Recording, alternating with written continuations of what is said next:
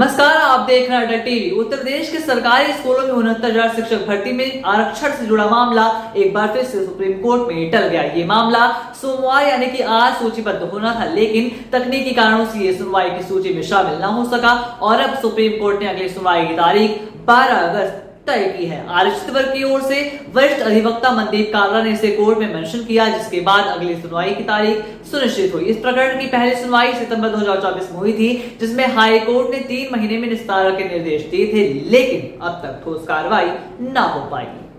वहीं दूसरी ओर आरक्षित वर्ग के उम्मीदवारों में स्टार मेटोल से गहरी निराशा है। अभ्यर्थियों की ओर से संघर्ष की अगुवाई कर रहे अमरिंदर पटेल ने सरकार की चुप्पी पर भी नाराजगी जताई है। उनका कहना है कि सरकार की ओर से कोई भी सकारात्मक पहल नहीं की जा रही, जिसके कारण बार बार सुनवाई टल रही है। इससे न सिर्फ आरक्षित वर्ग प्रभावित हो रहा है, बल्कि पूरी भर्ती प्रक्रिया पर भी सवाल खड़े हो रहे हैं।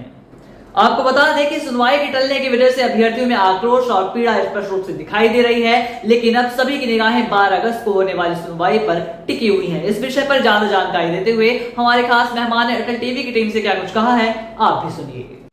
सुशील जी, आपका हमारे चैनल अटल टीवी पे बहुत बहुत स्वागत है। सुशील जी, जिस तरह से देखने को मिल रहा था कि लंबे वक्त से 69,000 शिक्षक भर्ती के जो अभ्यर्थी हैं वो इंतजार कर रहे थे, पूरी उम्मीद जताई गई थी कि इस बार जब कोर्ट में सुनवाई होगी तो जरूर कुछ ना कुछ खास होगा। आज एक अहम तारीख थी, मैं जानना चाहूंगी क्या कुछ चीजें निकलकर सामने आ पाई हैं?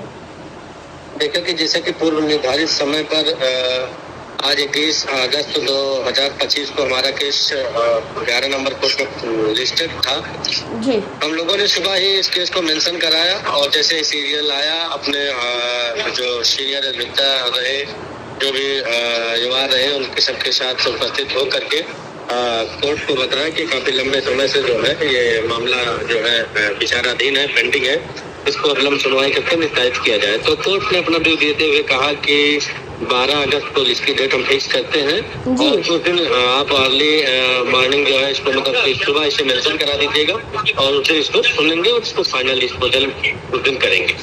जी सुशील जी, आखिर आज किस वजह से सुनवाई नहीं हो पाई?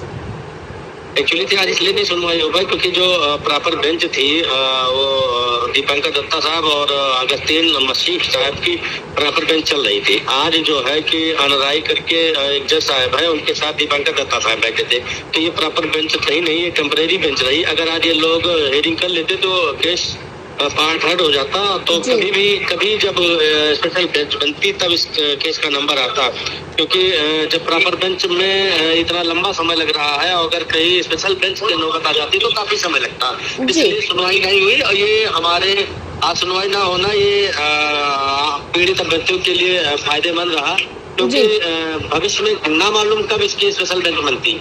आज अगर जो है कि मसीह साहब होते और दीपंकर दत्ता साहब दोनों जज साहब बैठे होते तो आज सुनवाई जरूर से जरूरी होती।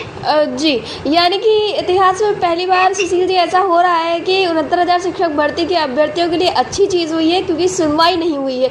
दूसरी तरफ 12 अगस्त को लेकर क्या उम्मीदें हैं आपको?